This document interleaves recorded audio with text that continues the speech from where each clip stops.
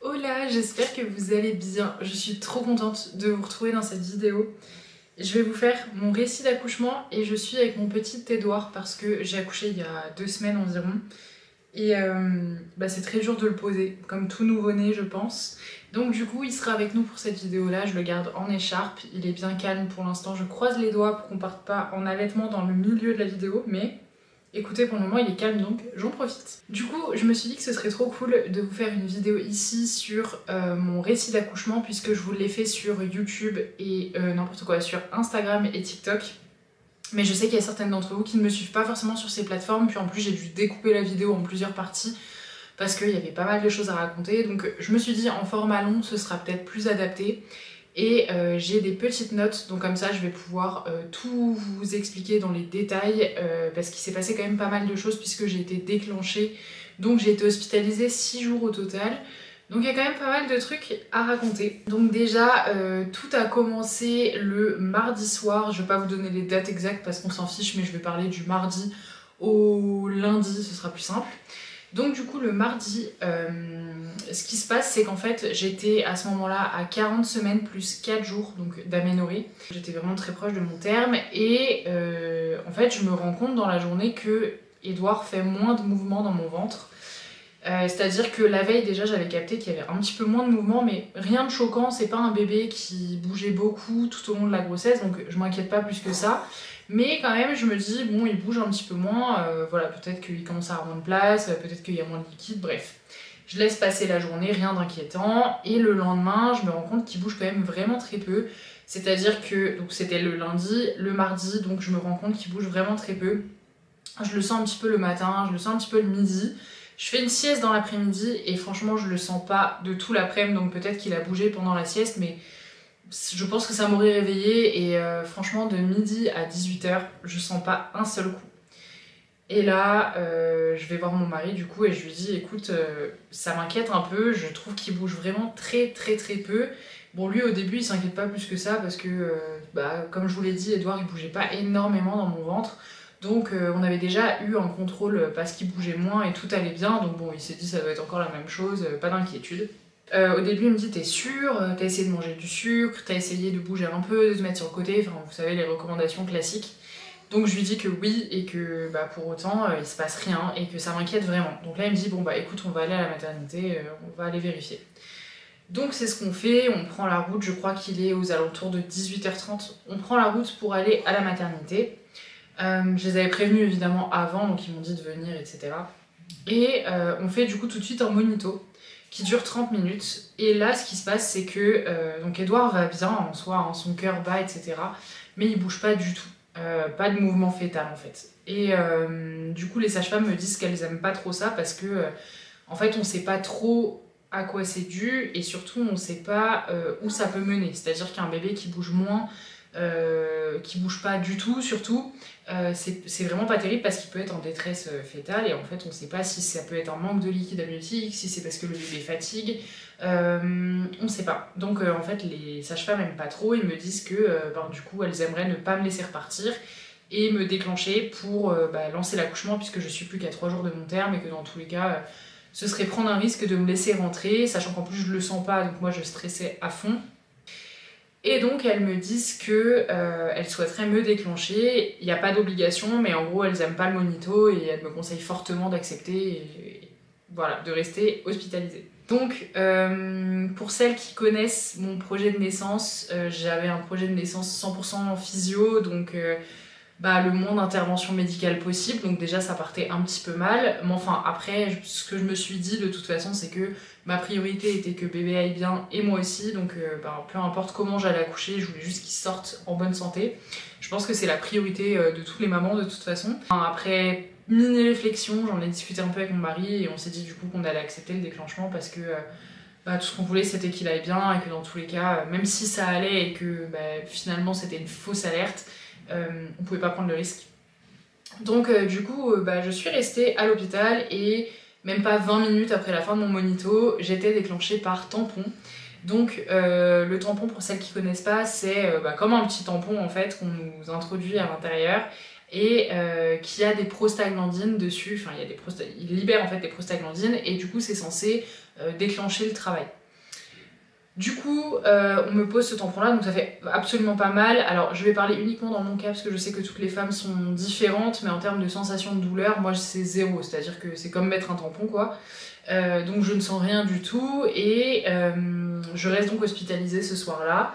Mon chéri rentre à la maison, puisqu'on a des chiens, donc il rentre s'en occuper, et puis je lui dis juste que si le travail se déclenche dans la nuit, qu'il garde bien son téléphone pas en silencieux, que je puisse l'appeler pour qu'il me rejoigne à la maternité. Donc c'est ce qu'on fait. Moi j'ai le tampon toute la nuit. J'avais un monito de contrôle à 7 h le lendemain matin, donc j'ai eu vraiment pas mal de monitos sur mon séjour. Oh, tu se réveilles? Fausse alerte. J'ai eu quand même pas mal de monitos, donc là j'avais rendez-vous pour un monito à 7 h ou 6 h, je sais plus exactement. Donc on fait le monito, Edouard ne bouge toujours pas, mais il va bien, mais toujours pas de mouvement. Donc là la sage-femme vérifie mon col et elle me dit que je suis à un bon doigt, sachant que la veille j'étais à peine à un doigt, mais bon en gros ça a à peine bougé quoi. Donc du coup elle me dit qu'il va falloir qu'on procède à une autre méthode de déclenchement, mais qu'on va quand même laisser agir encore un petit peu, sachant qu'un tampon je crois que c'est 24 heures maximum, donc elle me dit qu'on va aller jusqu'à 24 heures. On fait des contrôles un petit peu toute la journée, mais qu'en gros ben voilà, pour l'instant on attend et on verra le soir, sachant qu'on me l'avait posé vers 20 h. On refera un contrôle vers 20 h et on voit ce que ça donne. Donc la journée se passe, je vais faire mes monitos plusieurs fois dans la journée. Je crois que j'en avais un autre à 11 h, puis à 15 h, puis à 20 h. Donc j'en ai vraiment fait plusieurs. Et donc à 20 h, bah, on décide de retirer le tampon.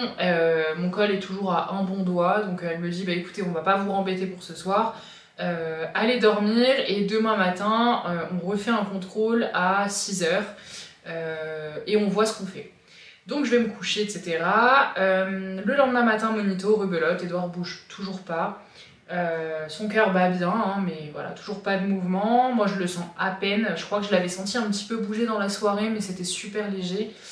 Et donc du coup elle me dit qu'on va du coup devoir procéder à une deuxième méthode de déclenchement. Là on me parle plutôt des médicaments.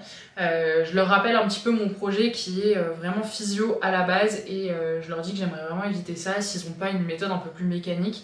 Bon, encore une fois, je soumets l'hypothèse en sachant que moi tout ce que je veux c'est que mon bébé aille bien, donc si on me dit non, il n'y a pas d'autre option, il n'y a pas d'autre option. Mais c'est juste que j'essayais quand même de rester un petit peu dans le sens de mon projet à la base, sachant que je m'étais quand même renseignée, donc je savais qu'il y avait d'autres options, mais je savais pas si mon col était favorable pour une autre option. Donc là, elle me dit qu'on peut peut-être essayer de me déclencher par ballonnet. Les ballonnets, c'est quoi? Je sais pas si on a un ou deux, mais en gros, c'est des petits ballons qu'on vient gonfler autour de l'utérus. Et c'est censé, pareil, déclencher un petit peu le travail. Mais là, on est sur quelque chose de mécanique et pas de chimique. Donc, elle me dit, on peut faire la pause des ballonnets, etc. On vous fera ça à 10 h, on va attendre le gynécologue de garde, mais en gros, on peut peut-être essayer de faire ça si le col est favorable. Sachant que pour la pose des ballonnets, il faut pas que le col soit trop ouvert, sinon ça ne tient pas. Donc là, elle me laisse repartir et elle me dit de revenir à 10 h, donc c'est ce que je fais, je prends mon petit déj, etc. Je reviens sur les coups de 10 h. J'ai de nouveau un monito, un contrôle du col, et là on me dit que je suis à 2,5. Donc mon col avait quand même vachement bougé. Le matin on m'avait pas vérifié, mais du coup ça devait être le tampon de la veille, je pense, qui avait quand même agi un petit peu. Donc elle me dit que je suis à 2,5 et que c'est peut-être un petit peu trop pour les ballonnets, mais qu'on va voir et on va poser la question directement au gynécologue de garde. Donc c'est ce qu'on fait, le gynécologue vient. Et là on a quand même une grosse discussion, et c'est vrai qu'il a un discours assez dur parce qu'il m'explique qu'en fait c'est inquiétant le fait que Edouard ne bouge pas et qu'ils aiment pas trop ça, et en gros il me parle un petit peu du pire scénario en me disant que il va falloir qu'on accélère un petit peu les choses parce qu'ils peuvent pas trop se prononcer sur son état et qu'en fait dans le pire des cas ça pourrait mener à une mort fétale. C'est vraiment ce qu'il m'explique, et je vous avoue que là c'est un peu dur, surtout que je suis toute seule à ce moment-là, mon mari n'est pas encore arrivé à l'hôpital. En fait il venait passer les journées avec moi, mais il rentrait forcément le soir.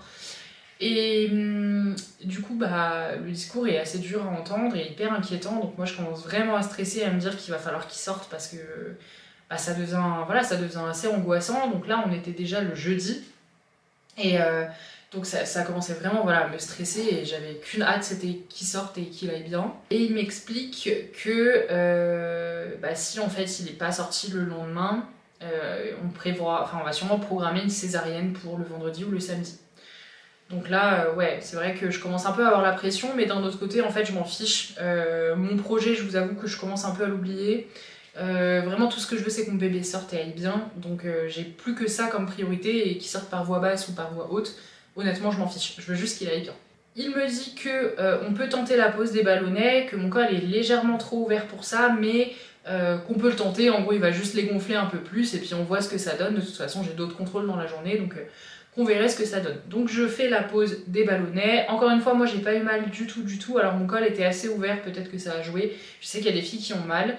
Mais la pose du spéculum n'est pas très agréable. Mais en soi, bon, c'est comme un check-up gynécologique. C'est jamais agréable quand quelqu'un a les mains en bas, quoi. Mais pas douloureux. Enfin, je peux pas dire que j'ai eu mal.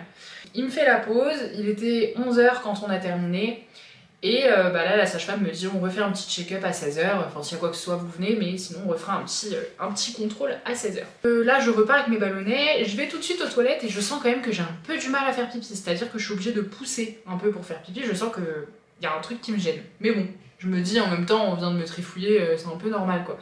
Il y avait trop rien qui m'inquiétait, moi je voulais juste que mon bébé aille bien, donc je vous avoue que je me rendais un peu compte de rien. Donc bref, la journée se passe, mon mari me rejoint, je galère un petit peu à aller marcher, sachant qu'on me dit d'essayer de bouger au maximum avec des ballonnets, mais j'arrive pas du tout à me mobiliser sur le ballon, ça me fait mal, sachant que les ballonnets, vous avez des tuyaux en plus qui sortent au niveau des cuisses, qui sont scotchés à la cuisse en fait, et du coup c'est un peu gênant.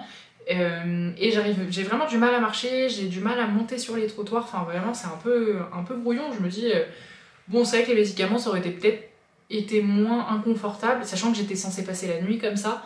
Mais bon, voilà, je voulais vraiment essayer d'éviter au maximum tout ce qui était chimique et médicalisation. Donc bon là je me disais c'est un peu plus mécanique, c'est un peu mieux. Bref, la journée se passe, je galère toujours à faire pipi. Et là à 16h je vais au rendez-vous pour le monito. Et je dis à la sage-femme que j'ai du mal à uriner en fait, que je suis obligée de pousser. Et là elle me dit ah bah c'est parce que ça doit être descendu dans le vagin. Donc là je suis en mode ok, ça veut dire quoi? Enfin, je comprends pas. Et donc elle me dit que en fait les ballonnets sont descendus et qu'il va falloir que... Enfin elle vérifie, hein, elle me dit qu'ils sont descendus et que en fait il va falloir qu'on les expulse parce que ça n'a pas tenu. Donc en fait ça n'a jamais tenu, c'est-à-dire qu'au moment où je me suis levée, les ballonnets étaient déjà retombés puisque je suis allée faire pipi tout de suite après la pause et que j'avais déjà du mal à uriner. Donc en fait ça n'a pas du tout tenu. Donc elle me dit c'est pas grave, on va accoucher des ballonnets et puis on voit ce qu'on fait, on va recontrôler le col. Donc là il était 16h. Donc elle me les vide un peu parce qu'ils étaient vraiment bien gonflés et j'arrivais pas à les sortir, ça me faisait un peu mal. Donc du coup elle les vide un peu, je les expulse. Elle contrôle mon col et là elle me dit oh vous êtes un 3, un petit 3 mais 3. Donc là je me dis ok ça bouge, c'est cool parce que 3 c'est quand même... ça commence à avancer un petit peu quoi, c'est encourageant. Donc elle me dit bah écoutez votre col est favorable pour un décollement des membranes, est-ce que vous voulez faire ça? Et là je dis oui tout de suite parce que je savais qu'en fait si le travail ne se déclenchait pas c'était un peu ma dernière option avant d'avoir les perfusions d'ocytocine le lendemain matin puis la césarienne. Donc je savais que voilà, c'était une option encore une fois qui était un peu mécanique et qui me plaisait plus que les autres, même si à la base je voulais rien du tout. Voilà, dans la situation dans laquelle j'étais c'était le moins pire. Donc je lui dis oui allez-y. Encore une fois, j'ai pas eu mal, c'était très gênant, allez, une petite légère douleur, mais franchement carrément supportable. Je sais qu'il y a des femmes qui ont vraiment mal, donc je pèse mes mots, c'était vraiment supportable. Sachant qu'elle l'a décollé très loin, elle m'a dit qu'elle était vraiment allée loin, pour que ça fonctionne et pour mettre toutes les chances de mon côté. Donc en gros voilà, elle me fait le décollement, et puis elle me dit j'espère que ça va fonctionner, vous êtes quasiment à terme. Là j'étais à 2 jours de mon terme, j'étais à 1 jour de mon terme, pardon. Et puis voilà, elle me dit j'espère que ça va fonctionner et tout. Je lui dis on croise les doigts, voilà, c'est un peu ma dernière carte avant la perfusion de l'ocytocine quoi. Du coup, décollement des membranes fait, je retourne dans ma chambre et là pareil, je me dis bon je vais me mobiliser à fond, je vais mettre toutes les chances de mon côté. Donc je fais du ballon, je fais tout plein de trucs et je dis à mon chéri écoute, il y a quand même des chances que ça fonctionne. Tu devrais rentrer à la maison, promener les chiennes, etc. Parce que si le travail démarre dans la soirée ou dans la nuit, je vais te faire revenir et voilà, j'aimerais que tu te reposes un peu, que tu puisses sortir les chiens, que tu puisses manger, etc.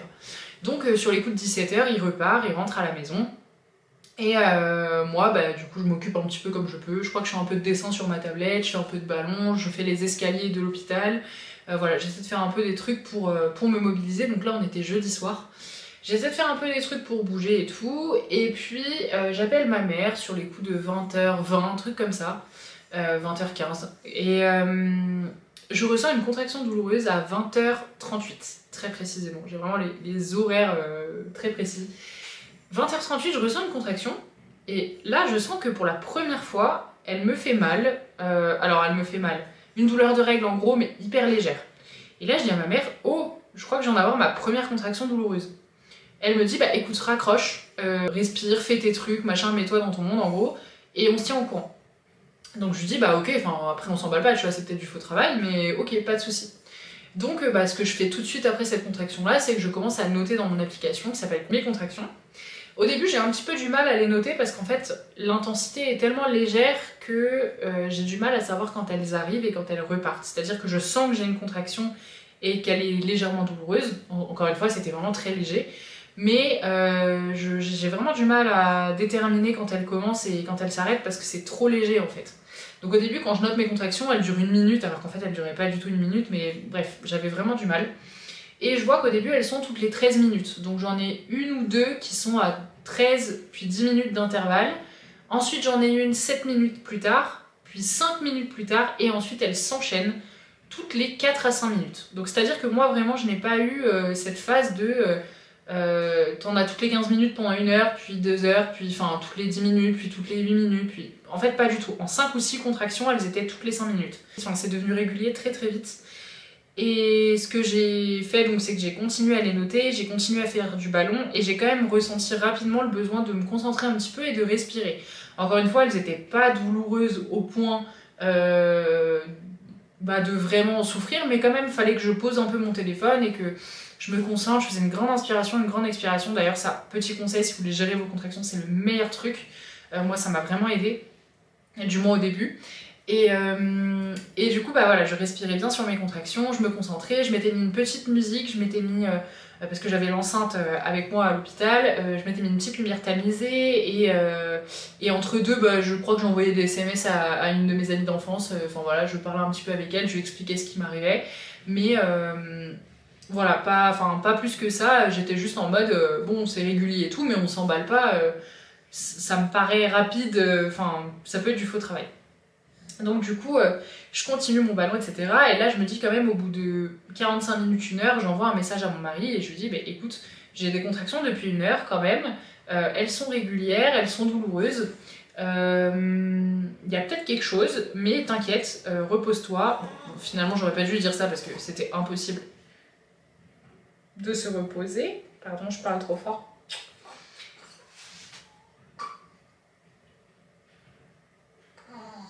Donc j'aurais peut-être pas dû lui dire ça parce que du coup lui il a commencé à cogiter quoi. Donc je lui dis que ça commence à être sérieux machin. Et il me dit 1/2 heure plus tard, écoute j'arrive, de toute façon j'arrive pas à dormir, j'arrive tout de suite et puis c'est du faux travail en gros tant pis. Donc moi je lui dis ok, bon là du coup ça faisait 1 heure et demie que j'avais des contractions donc c'était quand même bien sérieux quoi. Il met 1/2 heure à venir forcément parce qu'on vit à 1/2 heure de l'hôpital. Il arrive sur les coups de 22h quelque chose, je sais plus exactement, mais bref, il était 22h et quelques. Et au moment où il arrive, ça faisait 2 heures que j'avais des contractions, donc il était 22h40, voilà. Et donc du coup, là, toujours douloureuse, toujours régulière, etc. Je lui dis, écoute, je vais me préparer, je voulais ranger quelques trucs, et puis je lui dis, on va aller faire le monito, parce que je devais faire un monito de contrôle à minuit. Et du coup je lui dis écoute je pense qu'on va y aller un peu plus tôt, on va y aller pour 23h parce que ça fera 2h20 que j'ai quand même des contractions régulières et douloureuses, sachant que comme ça j'avais viré les premières qui étaient à 13 minutes, 10 minutes, etc.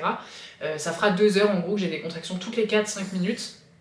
Donc voilà, on peut aller faire le contrôle, de toute façon la sage-femme m'avait dit que s'il y avait quoi que ce soit je pouvais venir avant.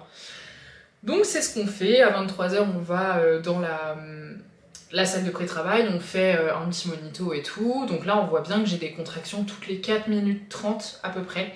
Donc elles sont très régulières et moi elles continuent de s'intensifier un petit peu, c'est toujours gérable mais c'est vrai qu'au début on me met sur le dos et c'est un peu plus dur à gérer, donc je continue de bien respirer quand j'ai des contractions, mais c'est un petit peu plus dur à gérer quand même et j'aime pas trop cette position sur le dos. Donc, au début elle me dit essayez de vous mettre peut-être sur le côté parce qu'en plus Edouard bougeait pas et c'était une position qui normalement allait favoriser ses mouvements. Donc elle me dit essayez de vous mettre sur le côté, etc. Donc je le fais un peu, mais pareil, c'est pas très gérable. Et en fait, ce qui se passe, c'est qu'Edouard, il bouge pas du tout et qu'il leur faut 30 minutes de mouvement fœtal pour me valider le monito. Je crois que c'est en train de se réveiller là. Donc elle me dit qu'il lui faut 30 minutes de mouvement fœtal et que donc, en fait, là, sur les 30 minutes de monito qu'on vient de faire, il n'y a pas du tout de 30 minutes de mouvement fœtal. Bon, je crois qu'Edouard avait juste mal à son ventre. Parce qu'il a pas mal mal au ventre en ce moment. Parce qu'il se rendort, mais il fait un peu la tête. Bon, je vais essayer de continuer un petit peu. Donc elle me dit qu'il va falloir que on continue le monito parce qu'en fait, il nous faut 30 minutes de mouvement fœtal de suite. Et comme Edouard ne bouge pas, il faut recommencer. Donc on continue le monito et en fait ce qui se passe c'est que ça dure 1h30. Donc vraiment là j'en ai marre, mes contractions elles s'intensifient forcément et j'en ai vraiment marre du monito. Mais bon on réussit à le terminer au bout de 1h30. Elle recontrôle mon col et elle me dit vous êtes à 3. Un petit 3 mais enfin vous êtes à 3. Donc là je suis en mode ok, du coup qu'est-ce qu'on fait? Donc elle me dit ce que je peux vous proposer c'est soit de rester ici et de faire en gros le travail sur le ballon, enfin voilà. Soit de prendre un bain puisque vous avez un projet physio. Donc moi je lui dis que j'aimerais bien prendre un bain, ça fait partie de ce que je souhaitais, sachant que je savais que ça pouvait accélérer la dilatation et que j'avais un seul objectif, c'était que ça aille vite. Donc du coup elle me dit en fait vous êtes à 3, si jamais je vous fais prendre un bain, en gros ça bloque un peu la salle nature, est-ce que vous êtes sûr? Bon en gros elle était en train de me dire que ça pouvait prendre encore très longtemps et que je risquais de bloquer la salle nature pour quelqu'un d'autre. Je vous avoue que j'en avais un peu rien à faire à ce moment-là, mais voilà, je lui dis écoutez j'aimerais vraiment prendre un bain, il me dit dans ce cas-là, je vais vous mettre dans la salle nature, etc. Je reviens, je vais lancer je vais faire couler le bain parce que c'est quand même très très long, c'est une très grosse baignoire donc ça prend longtemps. Donc elle me dit je vais lancer le bain et tout, j'arrive. Donc c'est ce qu'elle fait, moi pendant ce temps forcément j'ai encore des contractions et ce qui se passe c'est que j'en gère une, donc je me relève, je marchais beaucoup entre mes contractions, c'était mon objectif. Je me lève, je marche un peu, j'ai une contraction, je me mets en position de squat profond, donc vous savez accroupi. Je savais que cette position-là, elle permettait à la tête en fait de pousser sur le col et pareil que ça accélère le travail. J'avais vraiment bien bossé le truc, donc du coup je me mets dans cette position. En plus ça me soulage un petit peu.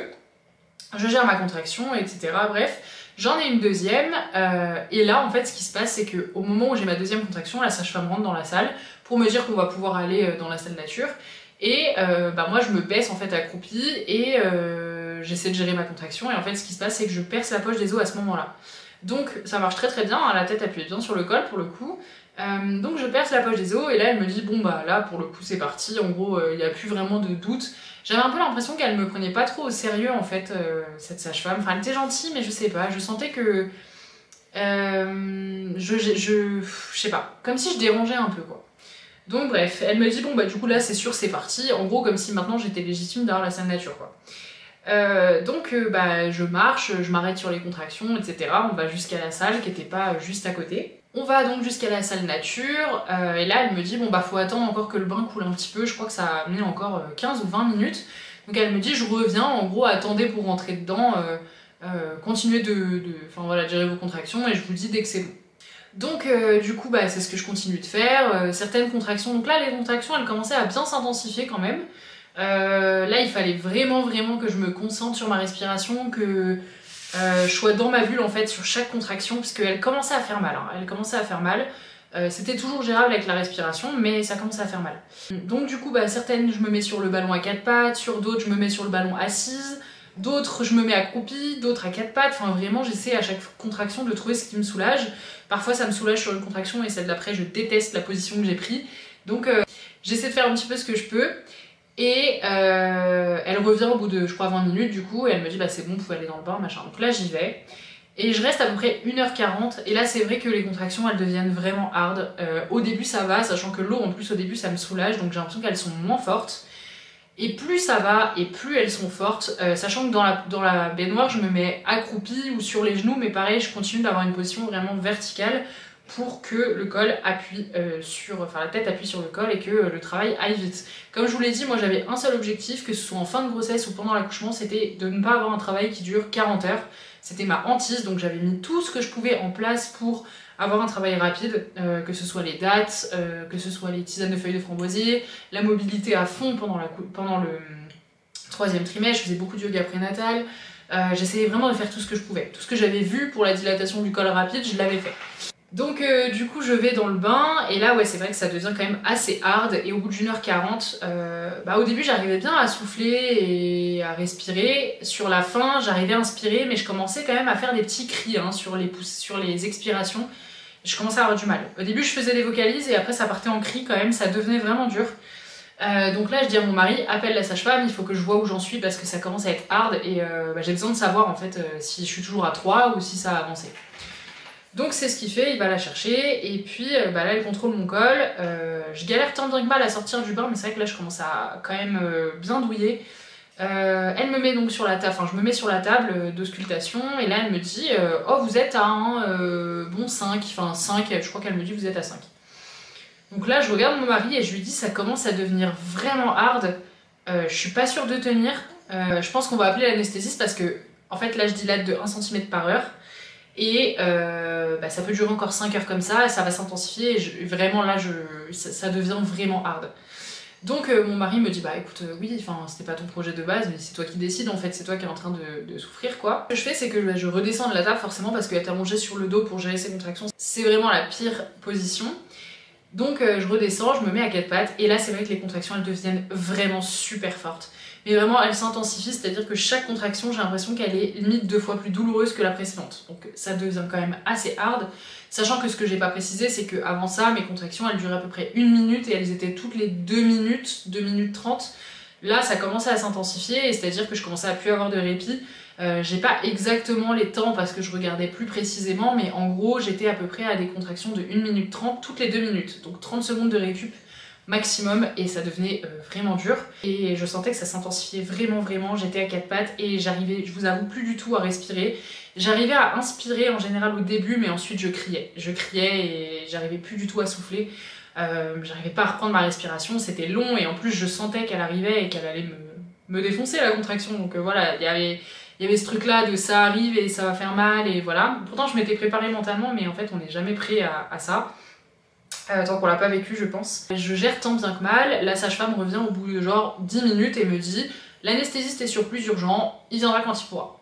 Moi autant vous dire qu'à ce moment là j'ai l'impression que je suis en train de crever. Vraiment les contractions elles sont super hard, je commence vraiment à plus du tout réussir à respirer.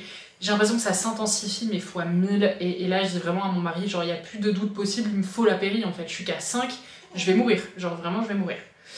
Entre temps une autre sage-femme, donc là la première en fait c'est celle qui m'avait auscultée, c'est celle qui m'avait un peu stoppée entre guillemets pour la salle nature et tout, donc j'ai l'impression qu'elle me prenait pas trop au sérieux.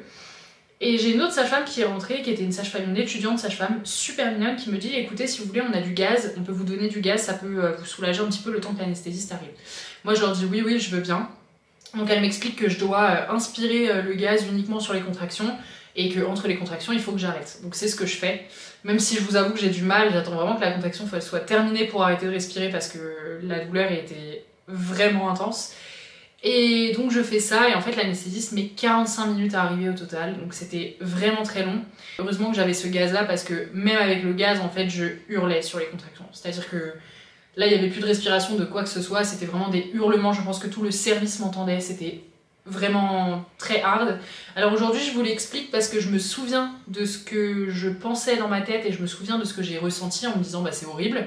Mais je me rappelle pas de la douleur et j'ai l'impression que c'est pas moi qui l'ai vécu. Donc je pense que le cerveau dissocie vraiment pour nous protéger entre guillemets parce que c'est une douleur tellement intense que en fait je pense qu'on n'est pas... Il veut pas qu'on se souvienne de ça. Je sais pas mais bon. Du coup bah, je sais que je l'ai vécu, je me rappelle de l'intensité, je me souviens de mes hurlements mais je me souviens pas de la douleur. Je sais juste qu'elle était hyper intense et insupportable. Bref, je fais ça pendant 45 minutes, au bout de 45 minutes l'anesthésiste arrive, donc moi je vous avoue que ouais, j'étais vraiment au bout. Là je dis à mon mari ouais c'est sûr que je veux la péri quoi, parce que jusqu'au bout en vrai je me laissais le bénéfice du doute. J'avais quand même un projet physio à la base, mais là je lui disais j'en peux vraiment plus, je suis qu'à 5, ça bouge pas, enfin voilà. Donc on m'installe pour la péridurale, l'anesthésiste a vraiment du mal à me la poser, elle dit que bah, je bouge beaucoup trop pendant les contractions et tout, et en fait moi j'avais l'impression de pas bouger du tout, mais j'étais un peu shootée avec le gaz aussi. Et donc elle galère à me la poser, mais au bout de 4 contractions, elle réussit à me la poser. D'ailleurs, pour la petite anecdote, elle m'a posé la question, ça je m'en souviens très bien. Elle m'a dit, est-ce qu'on vous a expliqué pour la position machin de la péridurale? Et moi je lui dis, non mais vous inquiétez pas, j'ai regardé Baby Boom. Voilà, j'étais complètement défoncée, autant vous le dire. Parce que comme je pensais pas prendre de péri à la base, on m'a pas fait le petit scénario, le petit topo pour la péridurale. Donc du coup, elle réussit tant bien que mal à me la poser. Et elle me dit ça va faire effet dans 20 minutes, en gros allongez-vous, enfin ça a commencé à faire effet mais l'effet optimal, maximal pardon sera dans 20 minutes, donc reposez-vous et puis voilà. Donc je m'allonge et là je dis à la sage-femme ça pousse. Là elle me regarde un peu en mode je pense pas mais bon on va regarder. Elle regarde mon col et là elle me dit ah effectivement il y a une mèche de cheveux dehors. Donc en fait ce qui s'est passé c'est que en 45 minutes la dilatation elle est passée de 5 à 10 plus bébé était descendu dans le bassin et en fait il était en bas, il avait la tête en bas, elle voyait les cheveux. Donc après coup je comprends pourquoi j'étais dans une phase de désespérance totale en fait, c'est parce que j'avais tout fait sans la péri et en fait la dilatation avait été extrêmement rapide puisqu'en 45 minutes à peu près, on va dire 1 heure avec la pause de péri, en 1 heure j'étais passée de 5 à 10 et bébé était complètement descendu en fait, parce qu'il y a aussi la descente dans le bassin donc je sais pas exactement combien de temps j'ai mis pour me dilater à 10 mais je sais juste qu'en 1 heure j'ai été dilatée à 10 plus Edouard était complètement descendu puisque sa tête était en bas et qu'on voyait les cheveux. Après coup j'ai compris un peu pourquoi j'avais peut-être autant douillé, on m'a dit que quand la dilatation était rapide comme ça c'était encore plus dur à soutenir parce qu'en fait le corps a pas le temps de créer un analgisant, je crois que ça se dit comme ça, naturel qu'il doit faire normalement et donc du coup c'est encore plus difficile parce que le corps ne s'adapte pas en fait, les contractions elles montent pas vraiment crescendo, ça va trop vite. Donc pour le coup j'avais réussi mon taf de la dilatation rapide mais c'était quand même assez hard. Donc du coup là elle me dit écoutez c'est quand vous voulez, dès que vous le sentez poussez. Donc on commence les poussées etc. J'ai mis 30 minutes ou 35 minutes à peu près à descendre Edouard donc je sais que sur la fin la péridurale faisait effet mais en fait elle était très faiblement dosée donc j'ai quand même vraiment tout senti, le cercle de feu etc. J'ai vraiment tout senti. Je crois que j'ai repoussé un bon cri d'ailleurs à ce moment-là parce que franchement c'était hard de sentir le corps passer mais beaucoup moins douloureux que les contractions, rien à voir à côté de ça mais c'est vrai que ça devenait quand même assez hard. Et donc du coup, au bout de 35 minutes de poussée, Edouard est sorti. Il est sorti sans aide médicale de quoi que ce soit, il y a eu un petit ralentissement de son cœur au tout début des poussées, ils ont appelé le gynéco et puis finalement plus rien. Et c'est cool parce que je l'ai sorti en 35 minutes et ils m'ont quand même laissé aller jusqu'au bout, sachant que normalement il me semble que c'est 30 minutes de poussée maximum. Donc j'étais assez contente. Il n'y a pas eu de forceps, de cuillère, de ventouse, d'épisio. Moi je n'ai pas eu de déchirure, j'ai eu juste 2 petites éraillures, sachant qu'en plus j'ai poussé sur le dos et que je voulais pas pousser sur le dos à la base. Mais je vous avoue que là, j'étais complètement déconnectée, et puis avec le gaz hilarant, j'étais défoncée, donc en fait, je captais plus rien. Après coup, on a compris du coup pourquoi c'était aussi dur de me poser la péri, parce que j'avais des contractions à 10, donc c'est normal en fait, j'avais tout fait sans la péridurale.